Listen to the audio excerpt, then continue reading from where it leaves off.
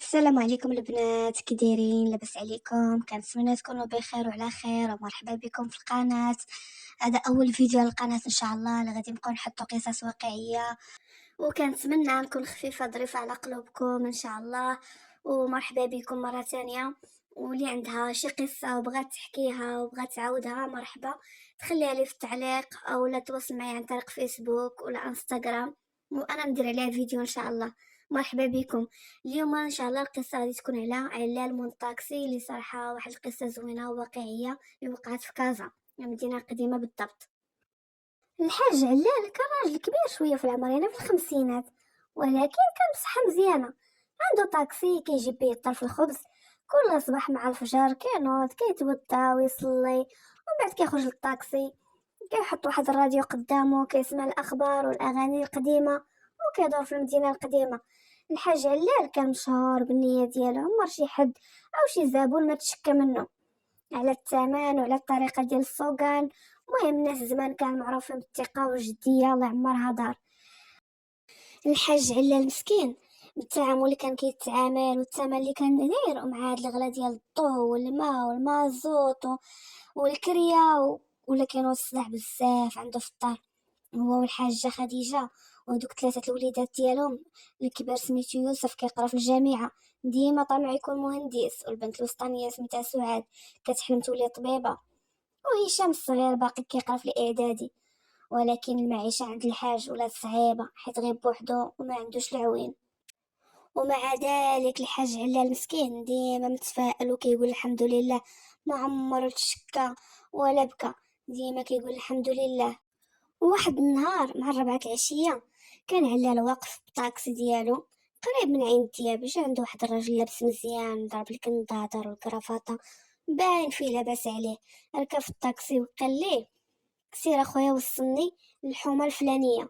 في الطريق بداو يهضروا شويه، السيد كان كيعرف يهضر كيضحك مع علال، سولو على الخدمه وعلى المدينه.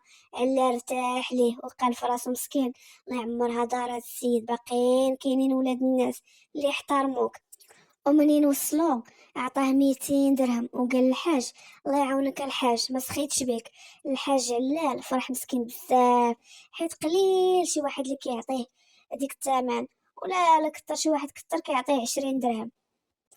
الحاج علال مسكين فرح بديك 200 درهم، داها تقدى بها، يصرف بها لوليداتو، مشى نيشا للدار، ما مشى لهك لهك.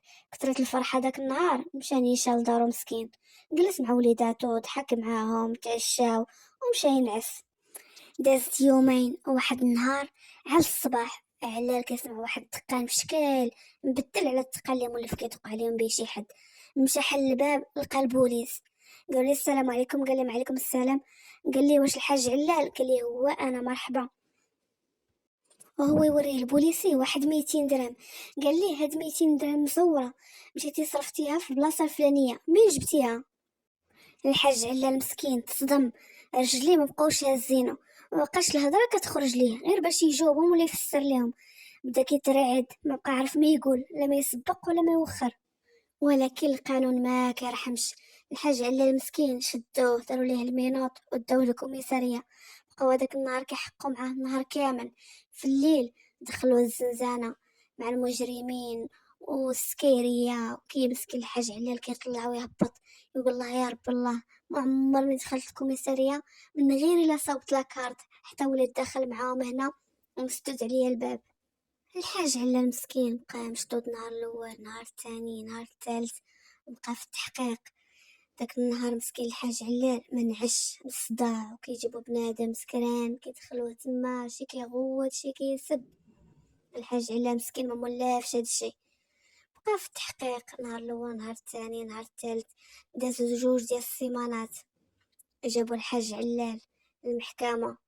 عاوتاني بقى في التحقيق، انت من جبتيها، انت من درتي، انت من فعلتي. الحاج علام مسكين ما كان عارف والو، اللي كاين قالو: اودي راه طلع معايا واحد السيد وتخلصت منه وعطاها ليا، داكشي اللي كاين، ما زاد ما نقص. والحاجه خديجه مسكينه، ما نقولش لكم حالتها مسكينه، ما خلاتش شي باب وما دقتو، مشات عند اللي يسوى ولا ما يسوى باش توقف مع الحاج، ولكن ما عندها ما دير، القانون هو القانون. دازت واحد المده، وقبضوا على ديك العصابة وجابوا داك السيد اللي عطى الحاج 200 درهم. في المحكمة الحاج قال الحمد لله غادي تبان البراءة ديالي، ولكن الحاج ما كان عارف مسكين والو، حيت في المحكمة داك السيد عوض ما يبريه قال لهم هاد السيد كيخدم معايا وكان وصل ليا وكان عطيه النصيب ديالو.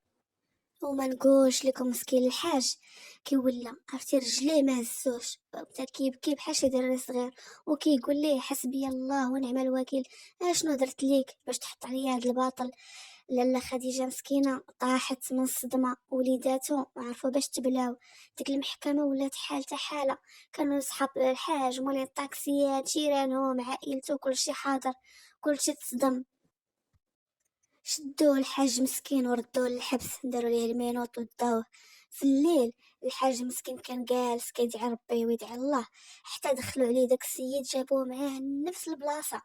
هذاك السيد غير شافو مشى لواحد البلاصه وجلس مع ديك 3 ولا 4 الصباح. ناض الحاج مسكين كيصلي وكيدعي وكيقول حسبي الله ونعم الوكيل، وهداك الراجل كيسمع فيه. في الصباح فاق كيقول شنو درت، هاد السيد مسكين متقي الله وراجل كبير، علاش كذبت عليه، علاش حطيت عليه هاد الباطل. الراجل نادم على الحال. صافي السيد ما بقاش قادر، ناض مشى عند المدير ديال الحبس قال له انا بغيت نبدل الافاده ديالي في المحكمه. صافي عيطوا لي على المحامي، عاود ليهم. صافي دازت واحد 3 ايام عيطوا لي في المحكمه. السيد برا الحاج قال لهم انا اللي كذبت على هذا السيد، كنت بغيت شي واحد اللي يخفف عليا العقوبه، ولكن انا كنت غلط. هاد السيد مزيان وكيصلي ورجل كبير، غير كدبت عليه. خرج الحاج مسكين مشى لدارو، ولكن ما بقاش الحاج كي كان، ولا غير ساهي غير تالف، ما بقى كيثيق في حتى شي حاجه. دازت واحد السيمانه ولا جوج، رجع الحاج الخدمه ديالو الطاكسي. بدا مسكين كيدور هنا وكيدور هنا وكيخدم على راسو، ولكن ولا كيعطي شي واحد 200 درهم مبقاش الحاج كيتيق، ولا كيشدها مره وجوج وثلاثه هو كيقلب فيها، عاد كيشدها في يدو. وشي واحد كيقول لي خلي لك 200 درهم، كيقول لي لا خويا هاك الصرف ديالك وما تخلي لي ما نخلي لك. الحاج ما بقاش كيتيق، بقاش كي كان. صافي من ديك الصدمه اللي دازت الحاج مسكين ولا فيما كيجلس مع ولادو كيقول لهم شوفوا هادشي اللي داز عليا ما نبغيش يدوز عليكم، ما تيقوش، وما كاينش شي واحد اللي كيعطيكم شي حاجه بدون مقابل الا وفيها ان. المهم حتى نتوما ردوا بالكم، ما تاخدوش شي حاجه من عند شي حد ما كتعرفوش وما كايناش الثقه هاد الوقت. السلام عليكم، ومع قصه جديده ان شاء الله، وكنتمنى القصه تعجبكم ديال اليوم. يلا بسلام عليكم.